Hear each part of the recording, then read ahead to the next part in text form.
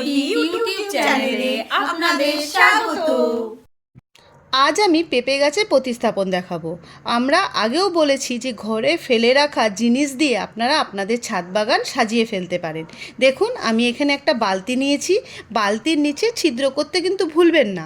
বালতির নিচে বেশ কিছুটা বালি দিয়ে দেব, যেহেতু ছোট্ট চারা গাছ ও শেকড়টা যখন নিচে যাবে তখন এই বালিটা থাকলে শেকড়টা বৃদ্ধি ভালো হবে আর ড্রেন সিস্টেমটাও ঠিকঠাক থাকবে।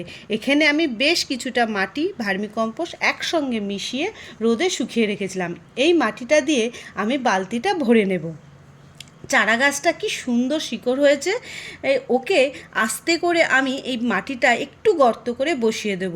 বসানোর পর নিমখোল দিয়ে ছড়িয়ে দেবো যাতে পোকামাকড় না আসতে পারে। তারপর আর কি, সব গাছের মতন একে একটা ছায়াযুক্ত স্থানে রেখে কিছুদিন পরে আবার ছাদ বাগানের সদস্য করে নেব। আপনারা এইভাবে পেঁপে গাছের প্রতিস্থাপন করা শুরু করে ফেলুন। এতক্ষণ আমাদের ভিডিওটা দেখার জন্য ধন্যবাদ।